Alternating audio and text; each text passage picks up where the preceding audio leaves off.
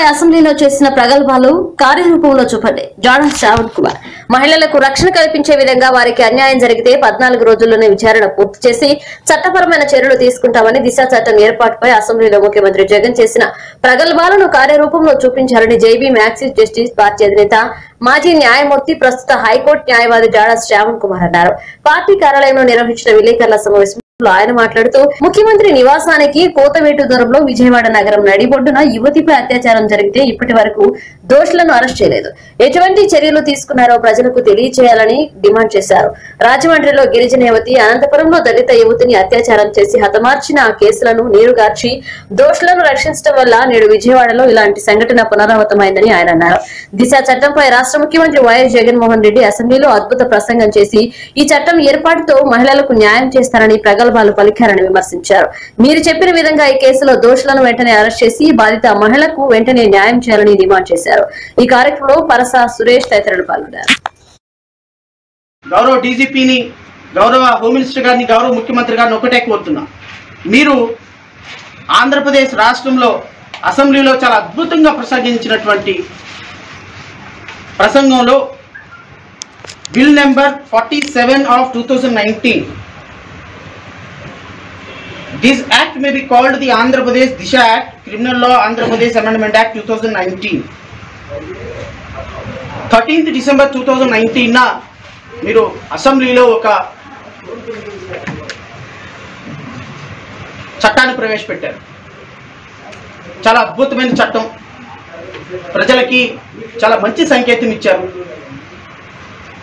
తెలంగాణ రాష్ట్రంలో చనిపోయినటువంటి ఒక పాప స్మృతి, ఆ పాప మృతికి స్మృతిని అర్పిస్తూ, నివాళి అర్పిస్తూ మీరు అసెంబ్లీలో చాలా అద్భుతమైనటువంటి ప్రసంగం చేశారు. దిశ యాక్ట్ అనే ఒక చట్టాన్ని ఆంధ్రప్రదేశ్ రాష్ట్రంలో నా అక్క చెల్లెళ్ళ కోసం ప్రవేశపెడుతున్నాను అని చెప్పేసి చాలా ప్రగల్భాలు పలికారు గౌరవ ముఖ్యమంత్రి. ఈ చట్టముకు అనుగుణంగా నేను ఒక సెక్షన్ మీకు చదివి వినిపిస్తాను. In relation to offences, this amendment, section 39 subclass 1b of criminal procedure code, section 173 subclass 1a, section 173 section 173 subclass 1a of criminal procedure code prakaram, in relation to offences under section 354a, 354g, 376, 376a, 376ab, 376d, 376da, 376db and 376e Indian Penal Code offences which have the characteristic of being heinous in nature and where adequate conclusion of evidence is there, the investigation shall be completed within a period of 7 working days from the date of which the information was recorded by the officer in charge of the police station. 7 రోజుల్లోపు investigation complete చేయాలి అనేటువంటి ఒక amendment మీరు తీసుకొచ్చారు.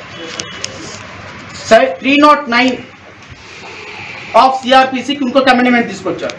when the charge sheet is filed under section 173 1b, the enquiry or trial shall be completed within a period of 14 working days from the date of filing of the charge sheet. So 173కి 309 సిఆర్పిసికి రెండిటికి కూడా మీరు amendment తీసుకొచ్చారు. దిశ act చట్టం ద్వారా ఒక చట్టం ఇన్ఫర్మేషన్ పోలీస్ ఆఫీసర్కి వచ్చిన దగ్గర నుంచి 7 రోజుల్లోపు విచారణ పూర్తి చేయాలి. ఈ విచారణ పూర్తి చేసిన 7 రోజుల్లోపు ఛార్జ్ షీట్ ఫైల్ చేయాలి. ఛార్జ్ షీట్ ఫైల్ చేసినటువంటి 7 రోజుల్లోపు అంటే 14 రోజుల్లోపు ట్రయల్ కంప్లీట్ చేయాలి. అంటే అఫెన్స్ జరిగినటువంటి 14 రోజుల్లోపు నిందితుడికి ఉరిశిక్ష వేస్తున్నామా, లైఫ్ ఇంప్రిజన్మెంట్ వేస్తున్నామా, వదిలేస్తున్నామా అనేటువంటి కంక్లూడ్ చేయాలి. మీరు ఇప్పటికే పాప మీద అత్యాచారం జరిగి 7 రోజులైంది. నిందితులను పట్టుకున్నారో లేదో, ఛార్జ్ షీట్ ఫైల్ చేశారో లేదో మాకైతే తెలియదు. నేను మీ గౌరవ ముఖ్యమంత్రి గారిని అసెంబ్లీలో ప్రసంగించిన విధంగా మీరు అసెంబ్లీ సాక్షిగా 151 మంది ఎమ్మెల్యేలు, మా అద్భుతమైనటువంటి నాలెడ్జబుల్ స్పీకరు హర్షధ్వానాల మధ్య, హర్షాది వ్యతిరేకాల మధ్య మీరు ఏదైతే దిశా చట్టం ప్రయోగించి దిశా చట్టం పాస్ చేసి 7 రోజుల్లోపు ఛార్జ్ షీట్ ఫైల్ చేయాలి, 14 రోజుల్లోపు ట్రయల్ కంప్లీట్ చేయాలి అని చెప్పేసి నిర్దేశించిన విధంగా ఈ కేసులో విచారణ పూర్తి కావాలి. ఇది ఖచ్చితంగా మేము చేస్తున్నటువంటి డిమాండ్. జేబీ మ్యాక్సిస్ జస్టిస్ నుంచి ఈ రాష్ట్రంలో ఉన్నటువంటి అంబేద్కర్ వాదులందరి తరపు నుంచి కూడా మేమందరం డిమాండ్ చేస్తున్నాం. మీరు 14 రోజుల్లోపు మీరు నిర్దేశించిన విధంగా ఈ మహిళకి న్యాయం చేయాలి. నిందితుల్ని, దోషులకి కఠినమైన శిక్షలు విధించాలి. మీరు రాజమండ్రిలో ఒక ట్రైబల్ పాపకి చేసిన అన్యాయం వల్ల, అనంతపురంలో మా దళిత పాపకి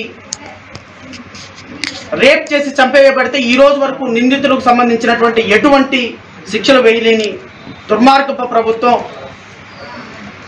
ఆ 2 మరణాల పట్ల అజాగ్రత్తతో వ్యవహరించిన కారణంగానే ఈరోజు ముఖ్యమంత్రి అధికార నివాసానికి కోతవేటు దూరంలో ఇలాంటి దురదృష్టకరమైన సంఘటన జరిగింది. దీనికి ఏం సమాధానం చెప్తారు?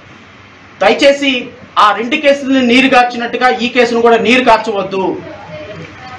నిందితులు ఎలాంటి వారైనా, ఎంత పెద్దవారైనా ఖచ్చితంగా దిశ చట్టాన్ని ఉపయోగించి మీ ముఖ్యమంత్రి గారు అసెంబ్లీలో అనర్గళంగా ప్రసంగించినటువంటి అద్భుతమైనటువంటి మాటలు